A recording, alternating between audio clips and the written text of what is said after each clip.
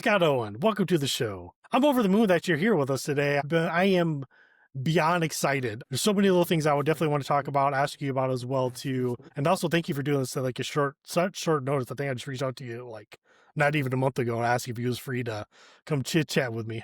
How you been? Oh, always. I'll be free anytime for you. All right, awesome. Well, everyone gets an intro. So like I said before, this is Scott Owen. He's married to a wonderful woman, a father of 3, a grandfather, an outdoorsman who enjoys hunting and fishing. He's a traveler and explorer of history, engineer by trade, and most importantly, he's my cousin. Did I miss anything? No. That's part of the Heck yeah, man. I That's gotta, awesome. you and my wife. I gotta make a choice there eventually. Oh. Well, choose a wife. She's more important. Oh yeah. So I think I'm going to start this off like I plan on starting all these off. I want to know what was your beer journey like? What was the first beer that kind of caught your attention? Well, I guess initially, actually, how everything kind of went is 2017, 2018. Tammy and I, my wife and I, ended up starting to hit a lot of the microbreweries. Really got to take notice of a lot of the different flavors that are available. You Right. get so used to just what the markets have, what's on the shelf. And back then, the choices were far less than what we have now. Just because so many breweries now, microbreweries, have put them out there on the shelf. But I always thought after that point, that'd be really cool just to figure out the chemistry and how they're actually doing that. What are they doing in that process? And just try to evolve through it, learn it and see what's going on with it. Granted, I haven't gotten as extensive as you have, because you've done multiple just raw brews, do all with the grains and everything and just, find a good mix and mix them together. I still work off the kits. I'll just throw some odds and ends in there, which we can talk about a little later, but. Oh, heck yeah.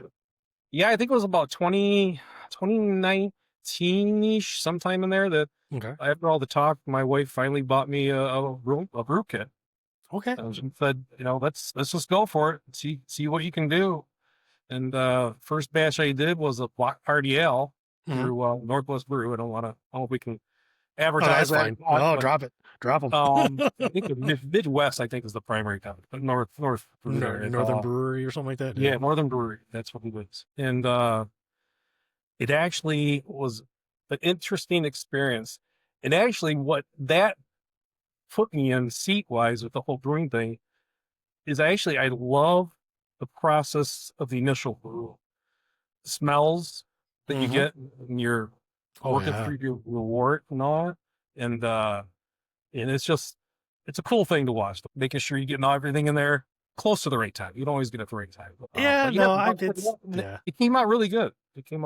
So it got me hooked, and I know I probably brewed, probably close to 30 times though over the years. That's quite a bit, actually. Yeah, that's quite a bit. I actually have a stack of some of my favorites I bought here off to the side. So if we need to talk about them, we can talk about them. But heck yeah. Yeah, just weird things that I'll do. I'll take the clippings out the boxes if I love it. That way I've got that too, as well as a record. But yeah, that's basically where I started. It was a Block Party Ale, Amber Ale, and it came out really good, and that just got me. Yeah, so I think I'm just going to jump ahead just a little bit because you brought that up. So when I saw you were doing some homebrewing, I reached out to you and asked you how you were brewing, and you suggested to me that you told me that you were using the Northern Brewer kit.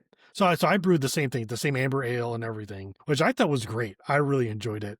I was, like you said, I was very hooked after my first batch. I just jumped all in. I went brew in a bag, which for some people that don't know what that is, brew in a bag is you take your crushed grains and you put it into this huge mesh bag and you steep it in whatever your mash temp is. So let's say 148 for an hour. You know, of course, you have to do the juggling. You have to go back and forth and adjust the temperature of that to make sure that stays at 148 because Right. you want to get like certain enzymes and proteins out of it and everything like that. But since I jumped back, since I jumped way forward into my questioning and answers, I did want to get back. I am curious about this well too. I kind of want to explore a little bit of your hunting background. So, like, what got you into hunting? Was that like a family tradition or something you've always been Nope, interested in not at all. doing? Not at all. Nobody on what would be my dad's side, basically nobody hunted, nobody at all. And very few people on, well, would be our grandfather's side actually hunted. Greatest aunt, Uncle Tony, Uncle Ed, they all hunted. I don't know how many of his brothers did,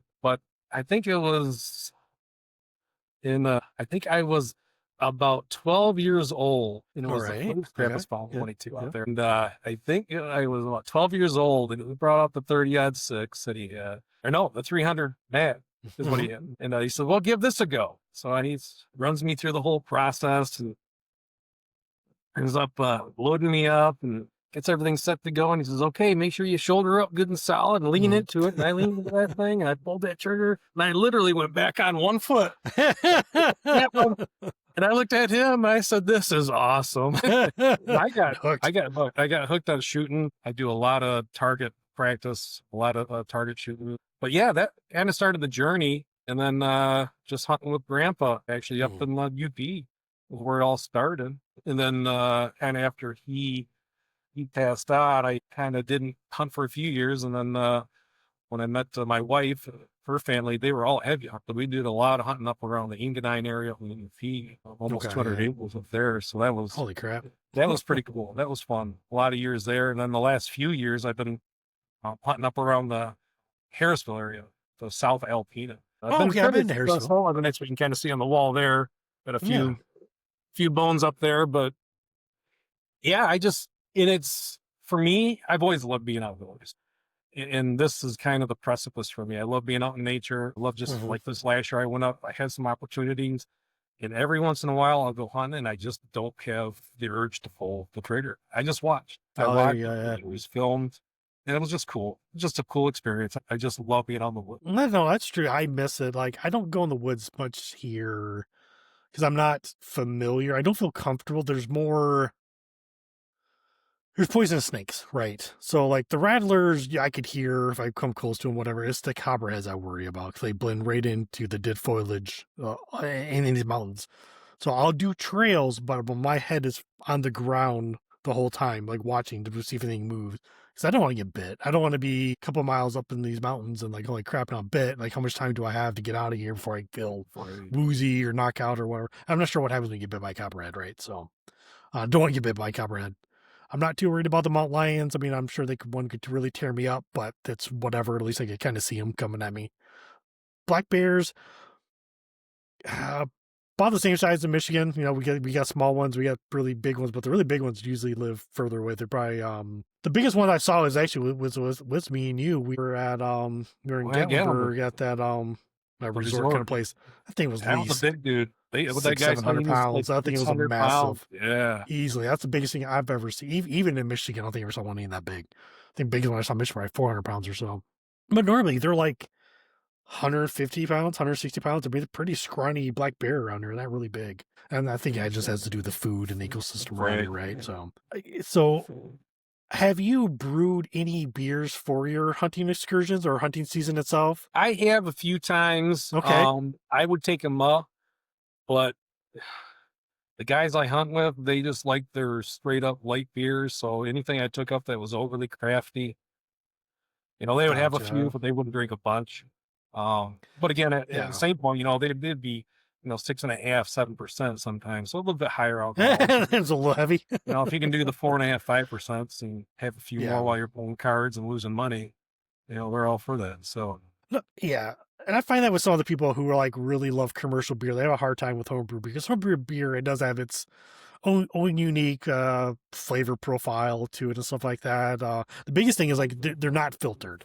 Like you can get beer pretty clear, but it's still not filtered. There's still like yeast floating around or some protein still, in the beer itself. So really not that big of a deal. Like there's like some beer styles out there that actually have yeast still in the bottom of the beer, and that's part of the beer style. Like so, Hefeweizens, right? So the whole thing with like Hefeweizen, you want to keep like an ounce at the bottom, swirl it around, and pour some of that yeast in there, so you can get more of the banana clove flavors and stuff like that into the beer Right. itself. There was something else that I found was always interesting about you. You're a big traveler and you love history, and I know you pick certain areas to go.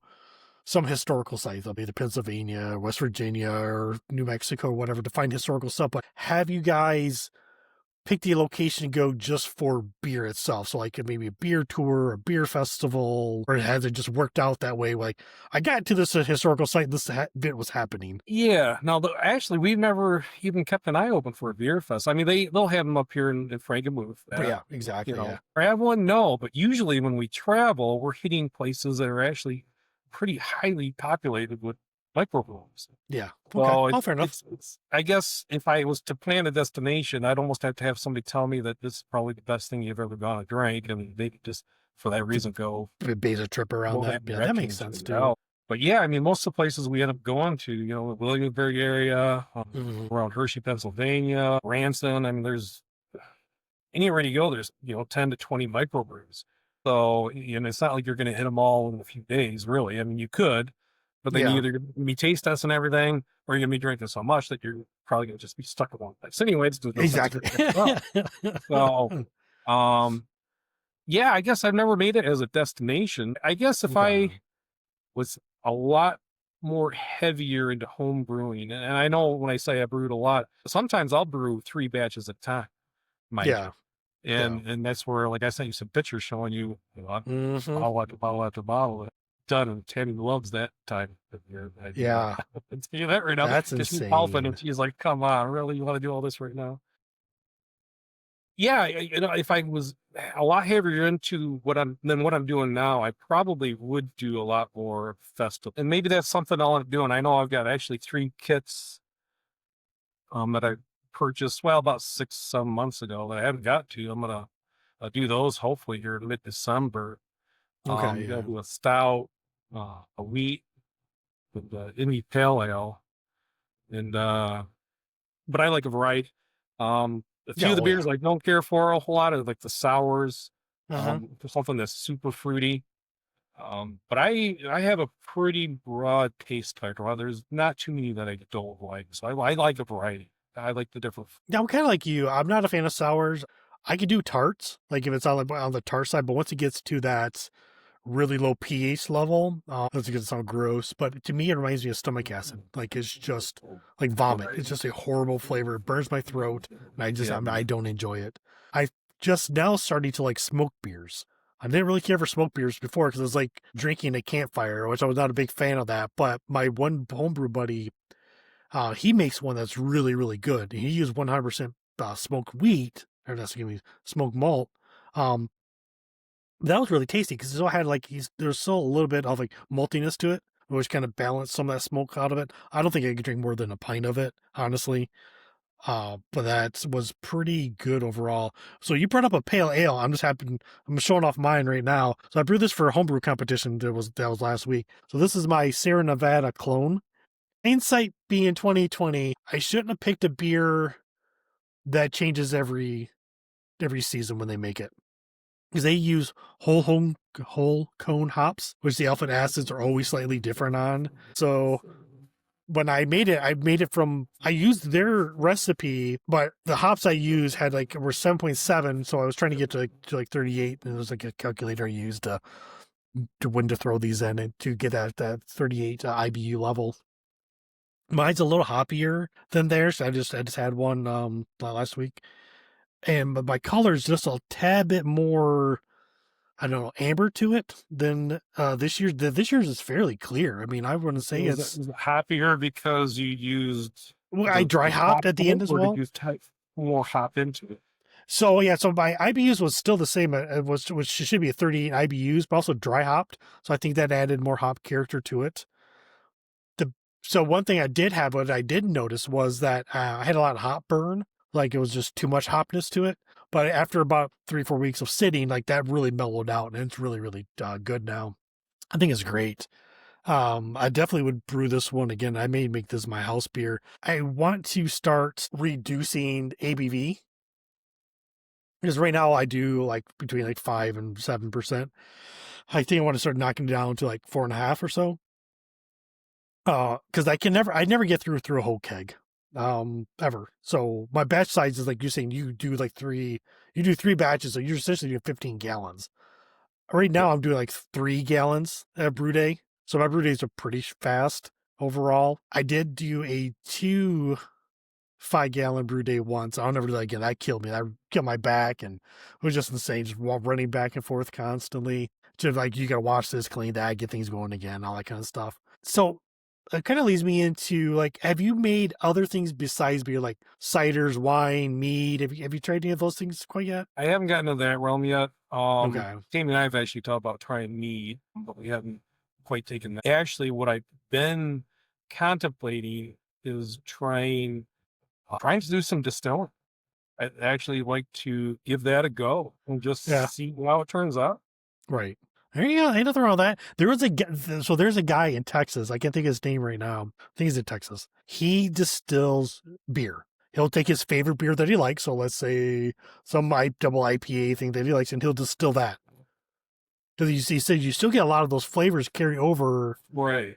to that. And I was like, oh, that's kind of interesting. But I know there's not a whole lot of, I guess it's just vapor. That's all you're getting. But yeah, I'd be And I kind of wonder curious how how that that would turns out. work with a half-year beer. And that would, Yeah, I I'm don't know, not who sure. knows? Could be pretty interesting. Yeah. That would be very interesting. So I've gone down the realm. I've made ciders and mead.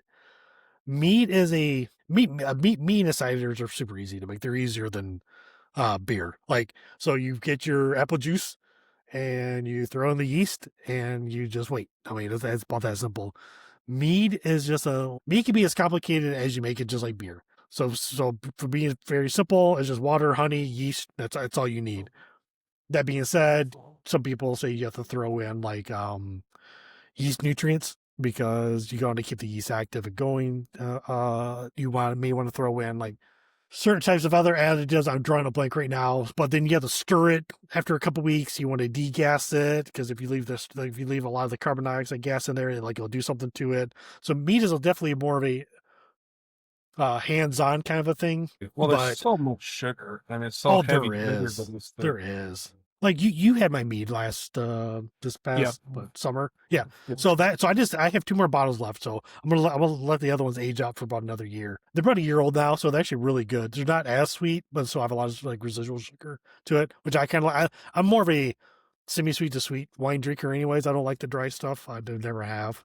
It's just not my kind of style at all. But I think you should give meat a shot. I would just do like a 1 gallon batch, just see if you even like it. Right. Because honey's not cheap. Right. Nope. So, and actually, it'd be interesting to we're so limited on the honey flavors we have here. Yeah, I mean, they have such a heavier variety. Trying to remember where Tammy and I went meadery. Okay. They had 18 to 20 different styles of honey, natural honey, not additives added to it, but it was just from different parts of the country. So you had all these different for this broad spectrum of flavors. It was actually really interesting, super different from what you just think of as a typical honey. It was pretty. Mm-hmm. Yep. So I have one guest coming on. His name's Kobe. Maybe you want to watch. He's a mead maker and he buys honey from around the world. So he has experimented with all sorts of stuff. So I definitely want to get like a deep dive with him on that because he's very passionate about it.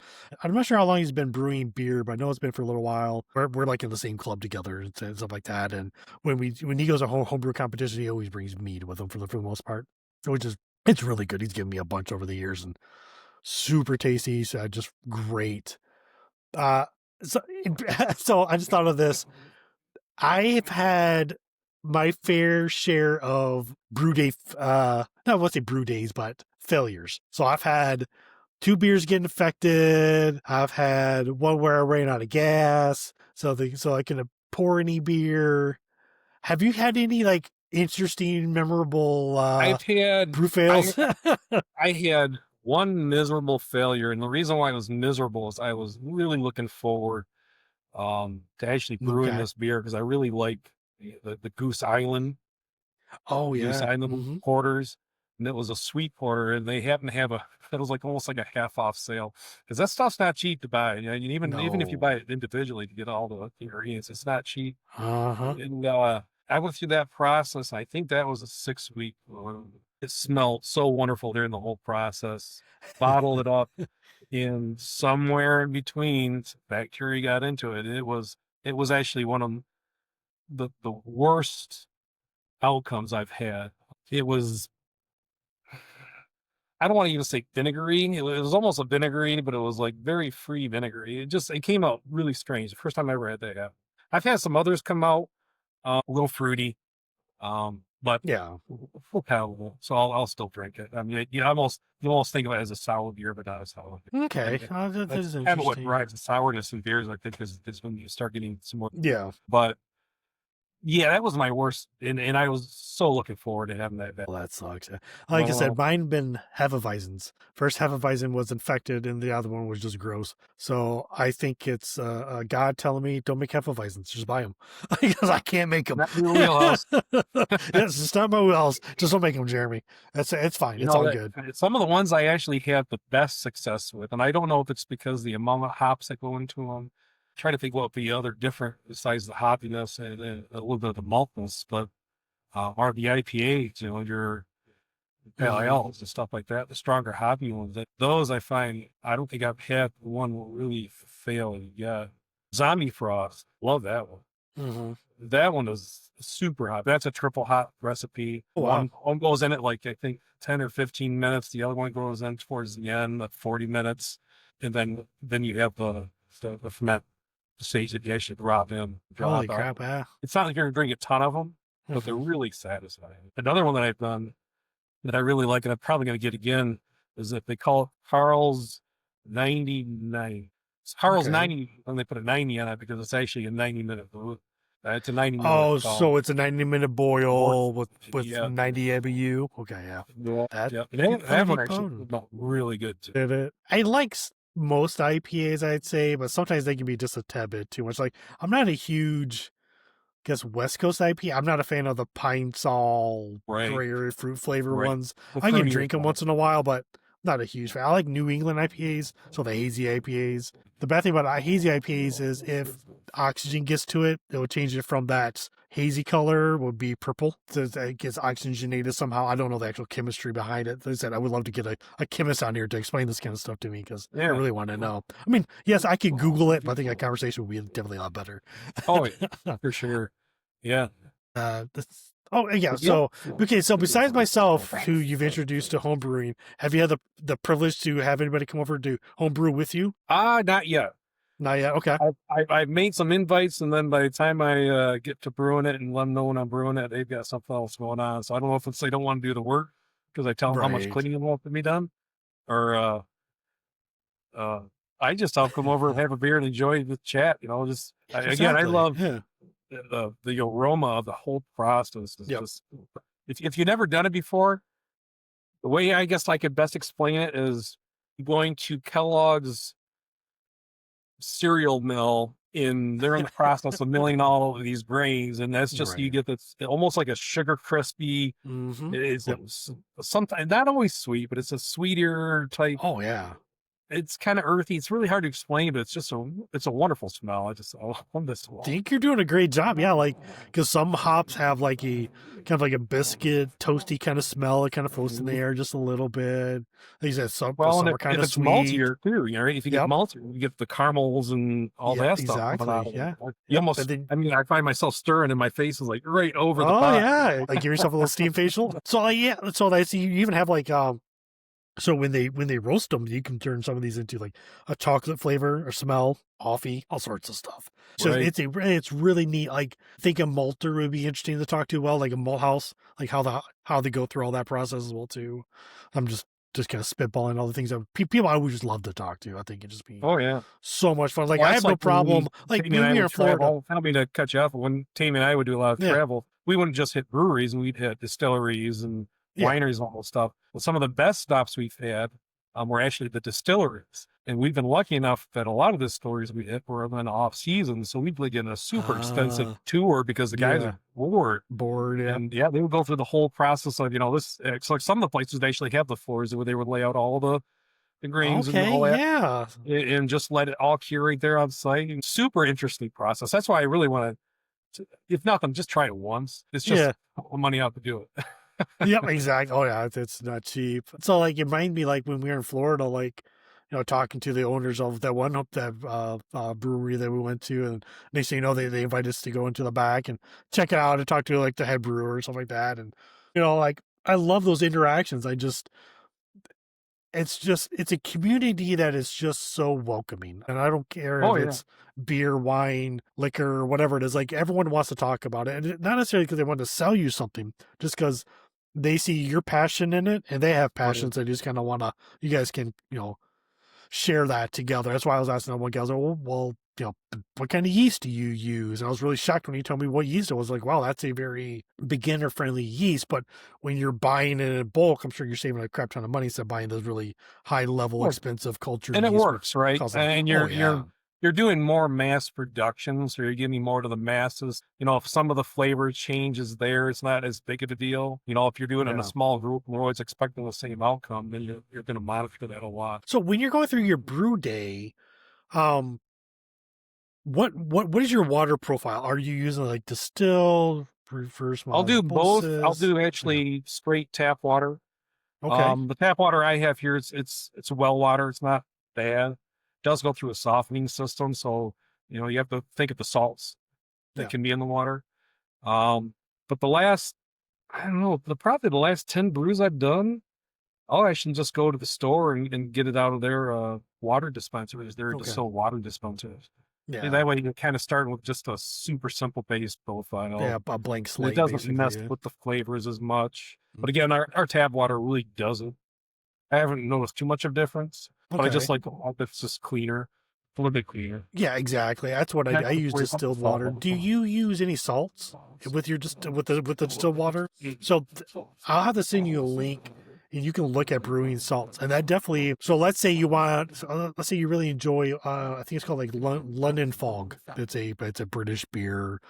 I think, and I could be wrong. Somebody will correct me. Either they have super soft water in England or super hard water. It's one or the other. But you can add salts to the distilled water to get that water profile. So as you're brewing your beer, it'd be closer to that style from England because now you're matching like the water itself, right? Yeah, I So guess I never really thought the salinity would have. I mean, in that manner, I didn't think it would affect. I thought it would actually be detriment more so than. right, yeah. Some grain bills can actually make your pH of your beer be too high. So most beer you want around like 5.3, 5.5 acidic level. But some grain bills will actually bump it up closer to like 5.5 and above. So you need to add salts to knock it down. Sometimes you need to use like lactic acid to really drop it down. Because sometimes it'll be way too high. I have some lactic acid around as well too. I'm not sure how homebrew kits are constructed. I've used them as well too. Like I enjoy my Mighty Blueberry Ale. I make that one a lot. I really enjoy that one. But I've never tested the pH level. I do have a pH meter, and I probably should test just to see what it is.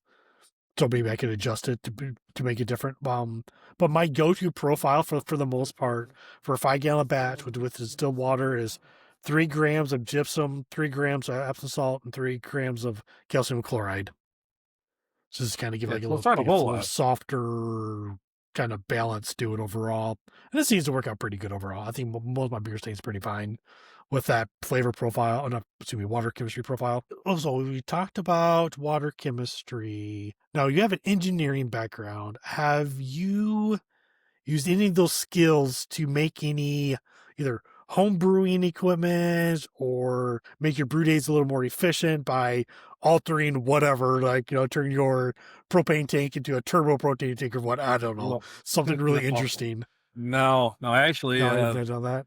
the burner I use it's a Black Star, and actually that thing is almost a torch already, so you don't need any Okay. assistance in that one. It throws out the. I think where probably the engineering comes in is I try to make it run as smooth and as efficiently as I can. Okay, there you go. And Yeah. then we'll find that actually probably doing 2 to 3 or 4 casts at one time sometimes, Yeah. just to save time. Because, you know, if you're taking it step by step by step, you can Oh yeah. take a well, what probably equates to what I'm doing in probably 3 hours. You know, it could be a 6-hour day, and I don't Yeah. want to do it for 6 hours, but I Yep. enjoy doing it. So I'll kind of plan ahead of having everything laid out. I'll have all my cleaning equipment ready to go. I'll Uh-huh. have everything, you know, pre-soaked, everything pre-washed, everything of that process. Anything additional that would need to be done, any additional washing or treatments or preparatory work I do while, you know, get the water boiling. Hmm. I try to overlap a lot of stuff just to make it more efficient. No, that's a brilliant idea. One day I will do a kegerator.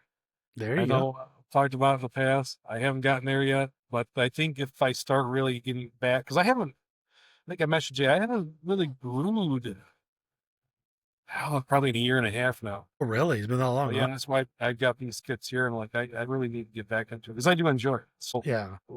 I think if I start getting back heavier into it, then I'll probably start extrapolating on my equipment and getting away from the buckets and getting away from the bottles. You know, Yeah. it's a process that works. Actually, I think some beers do better bottle condition. Yep. They are Just for sure. but the ease of cleanup, the ease of just having everything done takes so many Uh-huh. steps almost to run more. Yep. Probably the next steps.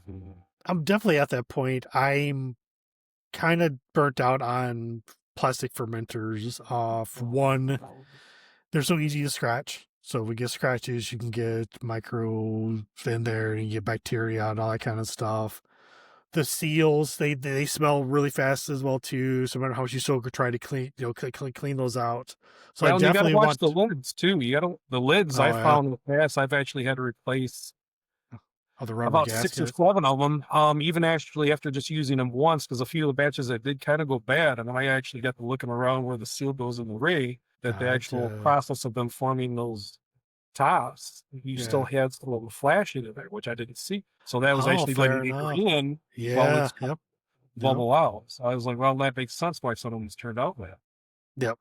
No, that does make sense. That's a good point. Yeah. So what I've been doing as of late, like I still use a bucket once in a while, but hopefully I've been a good boy this year. So hopefully Santa brings me my stainless steel fermenter that I asked for. But I use one of my kegs as a fermentation vessel. I do what's called pressure fermentation. So I Okay. have this device that it goes on to it'd be the gas side, so it lets the CO2 out that way. So I set it to like, let's say 12 psi or whatever. So what that essentially can do as a benefit, one, it starts to pre-carb the beer. Two, it reduces a lot of those esters. So when you were talking about you're getting like these weird fruit flavors. So if you did something like that, you could get rid of those fruit flavors that you don't want in that beer. So especially if it's not a fruity beer. Okay. So which is really cool too. I don't always want to do under pressure. You could probably do every style under pressure, but you probably don't want to. So I think if, like I said, since I've been a good boy this year, hopefully I get my stainless steel fermenter, and I'll probably go that way. I want to work towards more of the cold side of things. I think my hot side is fine. I do propane like you. Mine's not that fast, but it's fast enough for me. I still get enough time to wash up and all that kind of stuff. I did make a semi temperature control, and the next time you come and visit, I'll kind of show you how I did it. It's pretty neat. I think it's pretty ingenious. I'm not an engineer by any way means, but I am a tinkerer. I've always have been. I love taking things apart, putting things back together. Right. Maybe I should. I should have been an engineer. I just didn't like all the math involved with it. I But hear you. but yeah, right. I'm decent I at hear math. I you. just do it all. But yeah, so that's kind of where I want to head with my brewery setup, is maybe get a little closer to the cold side of things. I want to do repeatability. I only make one beer, then I make a lot, and it turns out fine every single time. But I want to start doing other batches that way. So do you have any tips on your consistency doing batch to batch? Because I know you like to make the Irish, what is it? The Irish dry stout. There's like another one Yeah. I think you make My quite wife often as well really too. loves the stouts or the porters. Yeah. I think probably the best way to say or clarify what I would do there is that's one of the few that actually died. I'm terrible of all things. I'm terrible at documenting. You're saying I'm an engineer and I fail. I'm terrible at documenting these. In the beginning, I did a lot of documentation, tracking, gravity, Yeah. all that stuff. I got to a point where, it was getting fairly consistent. So I just kind of quit tracking it, Yep. just one little extra step that, in the end, they all tasted good, pretty much. And, if it was a 0.5% off, I was drinking it anyways. So Nothing wrong I'm with sharing it. that. So, but yeah, I think those, the darker beers, just because I know they can be a little more temperamental at times, those I've tracked and duplicated the process a lot Okay. closer instead of just being a little. And on that note, though, those do boil over faster, man. Yes. Yeah. Just a little more sugars in That them for happened a few sure. times. Has it? Knock on wood, I've not had it boil over yet. I've come close, but I have a spray bottle. I just spray the crap out of it to keep that down, which has always been kind of fun. Excuse me, I choked down some spit there. Yeah, that is interesting. So I definitely want to get better at consistency. Yeah, I think cold side will definitely help me out with that as well too. I want to, I know I have come up with like simple recipes. Like I do like doing smash beers, which I'm not sure if you're familiar with those, but since you like hoppy beers, you will love a smash beer because it's just a single malt, single hop. So for you, if you wanted to get into like a brew in the back kind of stuff, that's what I would recommend. Find a good base malt like Mare's Otter or Two Row, and then find a hop that you really like, Citra or Mosaic. Trying to think of another one on top of my head. But anyways, you would just use one of those and then just figure out like a good drop schedule for like the hops. So if you want more of a hoppy beer or less of a hoppy beer, the good thing about those smash beers is, besides trying to get consistencies, I think you get closer to understanding what Mears Otter tastes like and what that hop tastes like and what the yeast tastes like together. So when you start to develop a better recipe, that's kind of another step I want to get to. I want to start coming up with my own recipes. Granted, I mean, it may not be true to style, but if I get close to it, I'd be fine with that. There's alt beer, whatever they're called. Well, and if it's something you like and enjoy, I mean, that's exactly. Exactly.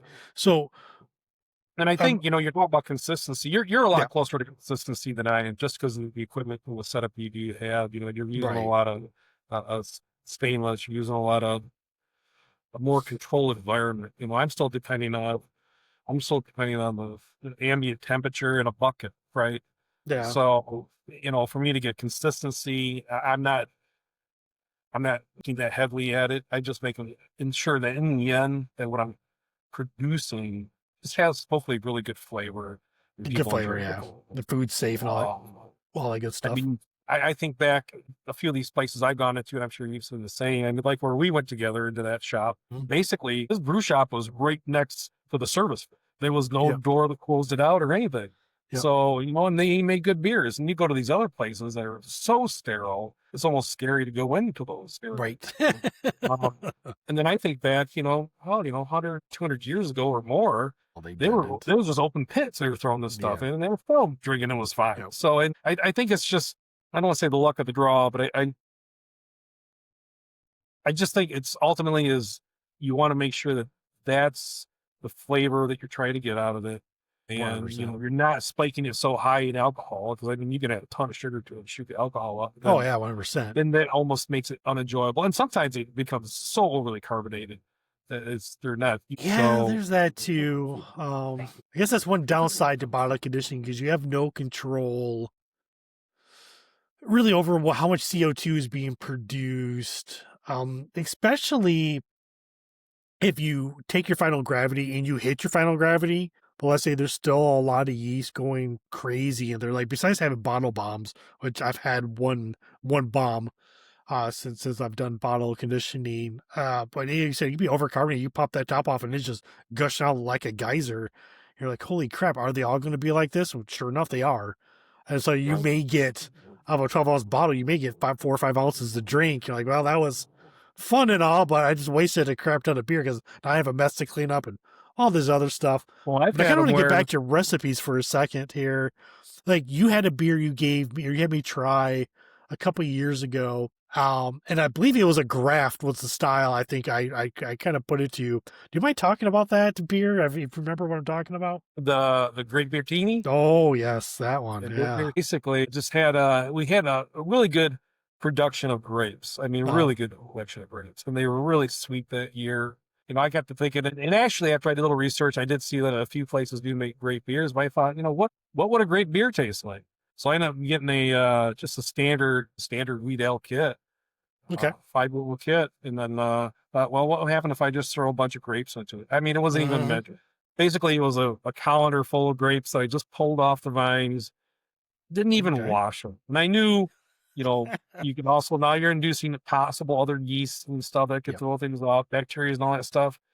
But for whatever reason, that batch turned out tremendously well. And that was interesting. The brew process, you could get a lot of the grape smell out of it. But the fun part is after letting it sit in the condition for a few weeks, cracking one open. I think I mentioned it to you a few times, and actually in the heroes, tried to get it out of you what that smell was, but it was almost like tearing open a big league grape dew bubble gum. And it smelled just wonderful. And the flavor was good, but the weird part is it didn't turn into beer so much. It kind of turned into almost a seltzery tea. Okay. A little dry on the wine side. I don't know if you remember, because you said you liked it, but you wouldn't drink a bunch of them because it was a little dry. Yeah. But it was really light. It was a really light beer. Yeah, I do remember that. Yeah. The downside was too, crisp. because grapes, and there was so much sugar in it, there was a lot of carbonation. Mm-hmm. So, but it actually had a really good mouthfeel to it. And it was just interesting because every time you crack one of those tops open, you just immediately stick it right in your nose just because of the smell and the color. I mean, it was transported back as a kid again. Yeah. I mean, it was a purpley, grapey color to it when we had it in the light. It was just super interesting. It was my first go. Let's just see what happens type thing. Why not give it a go? Right. Yeah. What are you going to lose? It actually turned out tremendously well. So if people want to go and just try some mixes, I mean, go for it. Raspberries can tend to be tart, but you could throw some cherries on there. You could throw all kinds of stuff you could do. But you don't know until you start experimenting. So 100%. That's very true. So when you picked your grapes, was it the first frost on them where all the sugars pop out? It was right after the first frost. Okay. And it was a tremendous amount of grapes that we had back there. We didn't know what to do with them. There were so many. So I figured, I can use a bowl full and just see what happens. Right. Have you made it since then? I tried it again, a little over a year and a half ago. But that year here was really dry weather-wise, and the grapes weren't as sweet. The outer skins were really thick. And I think that had something to do with it, too. It's more bittery. The tannins or whatever that's even called. Close to being as grapey and smell when we open it up. I still have a few left, but they're not bad little sippers. It's more along the lines like seltzery wine is what they turn into. Okay. That's the hard part, I think, with a lot of the fruits. You definitely have to maintain or monitor what you're doing fruit-wise. Document it far better than I do because I don't hardly write that stuff, which I need to.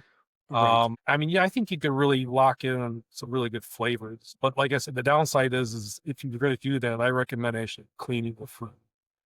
Run it through a soda water bath or something just to try to get as much. Because I'm sure, that makes sense. When I did the first batch of the second batch, some bacteria got in there, no doubt, but there's probably different yeasts too. And those different yeasts definitely affect the production of that. Yeah, I've not tried any with beer yet, but I've done a lot of ciders with fruits. And one thing I've learned that works really well, and everything I've read as well too, is you want to freeze the fruit like overnight, defrost it, because that way you break down a lot of the cellular walls. You can extract a lot of the sugars out of it. So like I made this lemon strawberry cider. Oh, so good. So good. And the cool thing is like, I just went to Walmart and bought their strawberries out of their freezers. I just let it sit for like a day, just completely defrost. Just I hand crushed them all up a little bit. I went and grabbed a couple lemons. I used the peels, not the pith, and then I would use like the actual meat of the lemon inside of there. And that only took, I used Kvike yeast. And I think we talked about Kvike before in the past, but Kvike is a very fast acting yeast. It was discovered, I think it's Norwegian in origin, I believe. So when people would pass away, they would have like a celebration of life, basically. So they would turn a beer in 3 days. So this yeast can go all the way up to like 110 degrees and turn a beer.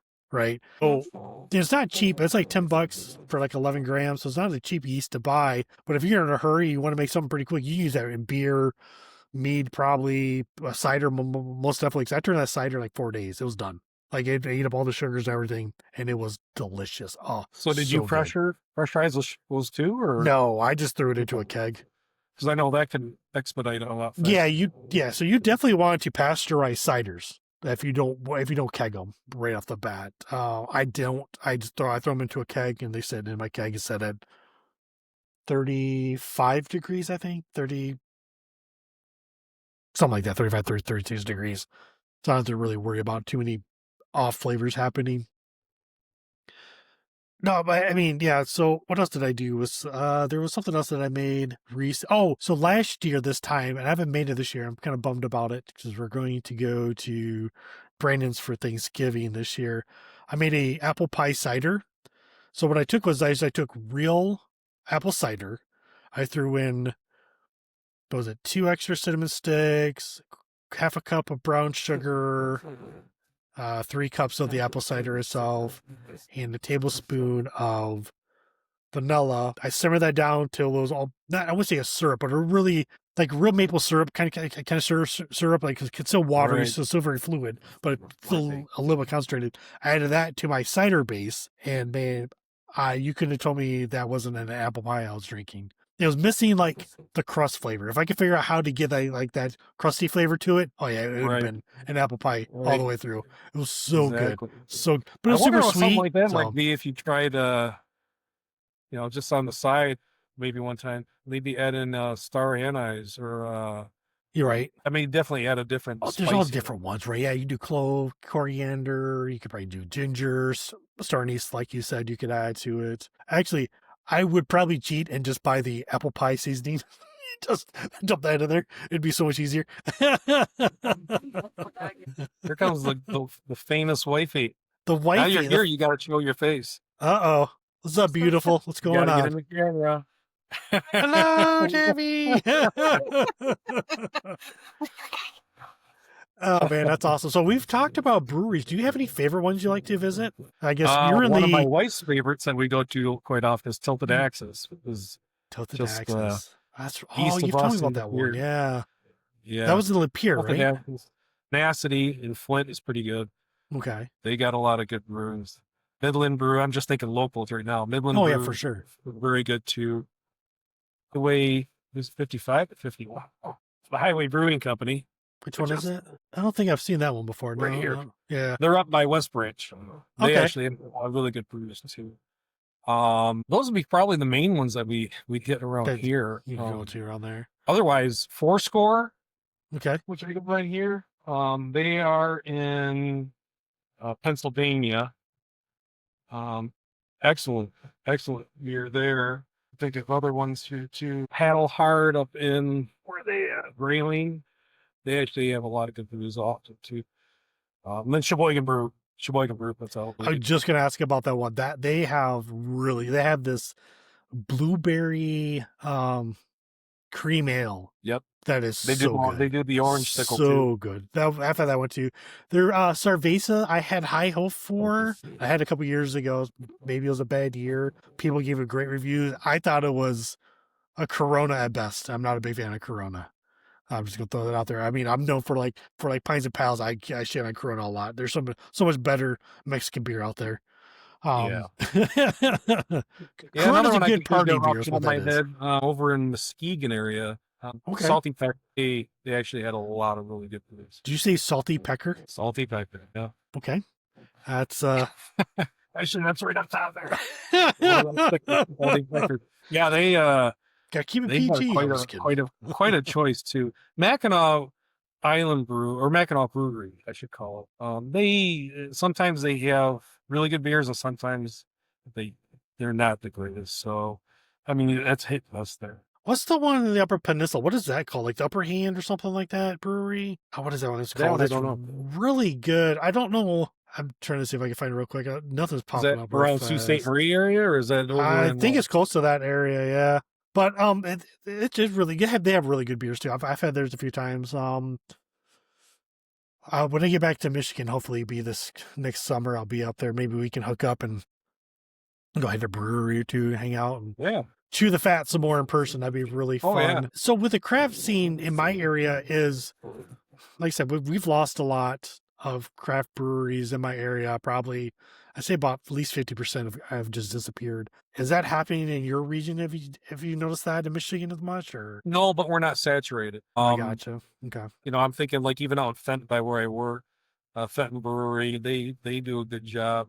There's a couple distributors that share some of the local brews that are there, but you know, it's yeah, I think it's because we're not overly saturated that there's not so many. So that the fewer that there are, it still becomes a destination for people. That's good. Yeah. Yeah. Michigan beer scene is still pretty popping from what I understand as well too, which is nice.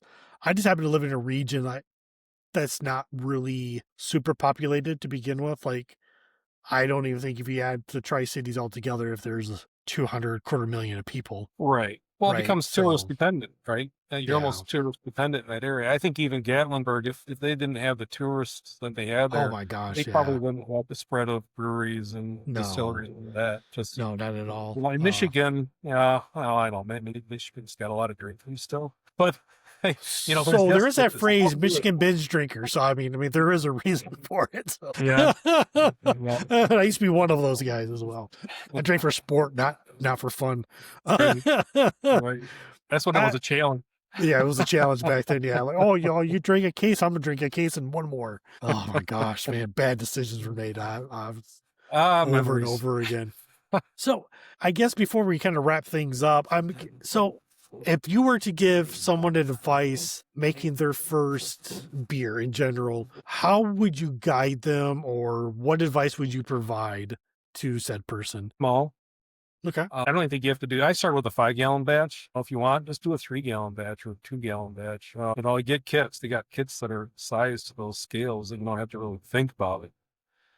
Take your time. Yeah. You hear it all the time, but clean, clean, clean. And you can't really clean enough. Nope. They have quite a variety of cleaners out there. I have a couple that I like that seem to do fairly well.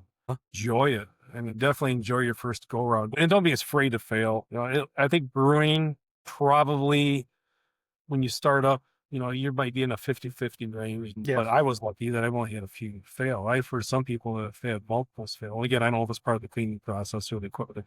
Use fermenting tools that are sealed and have some type of bubbler system, because I purchased from other companies. I don't want to name names because I still like a lot of the beers because I'll put them in a standard fermenter.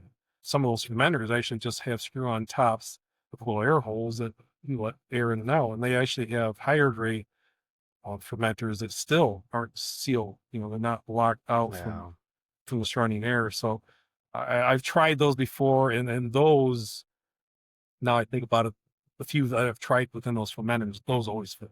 I've never had one. Wow, that sucks, man. Yeah, I guess a lack of quality control. I mean, we are a nation where we have everything made overseas for the most part too. So sure, tolerances are never met. But no, that's a very good point. That's a good point. I think the last pale fermenter that I bought actually came with like a rubber gasket, which was really nice. That definitely gave a better seal. So from here, I'm going to ask some rapid fire questions. There's not very many. Just give me the first thing that pops in your head. All right, you ready? Sure. There we go. Okay, hazy or clear? Clear. Bottle or can? Bottle, but can. Favorite beer? Okay, right. Favorite beer glass? Just a good solid glass pint, straight shaft pint glass. There you go. Perfect. Good. There. Yep. Exactly. I do like the ones that have the bubbles and curves in them because I do like those. Yeah, those are nice. They stack easier. Yep. Let's see. One brewing trend you would like to see go away. Man, that's a quick one on it. Cleaning. I'd like to see cleaning go away. You like to see cleaning go away? Fair enough. What would be a trend you'd like to see come back? A beering trend, rather. Oh, beer trend. Okay, I'm sorry. Trend. Sorry, yeah. Beer trend go away. Yeah. Sours. Yeah, I mean, sours would be the only thing because it's a pretty limited crew that really like those. Right. To come back. Yeah. I think actually I don't drink a whole lot of them, but I'd like to see more variety of malt liquors. Okay. That's a good answer. If somebody were to ask me that question, it would be smoothies. You don't see too many smoothies anymore. I did like the smoothie trend. I thought that was pretty interesting. Can't drink a whole lot of them, but a very unique style of beer because they were kind of thick and viscous and stuff like that. So Can't that was say I kind of ever had neat. one. No. Never had it. Oh, man, you missed out. There was this one me and Mike went to in Cincinnati, Ohio. It was an old Catholic church turned into a brewery. It was called Taft House. So after President Taft, and they had a strawberry milkshake smoothie. It was phenomenal. It was so, so good. So good. Sounds good. Right. Yeah, it was delicious, man. I wish, yeah. If you ever get a chance, go to Cincinnati, go to Taft House at least once and try some of the beers. All other beers were great. So, okay, so just a couple simple other questions. They're not rapid fire or anything like that. Just kind of wrap things up.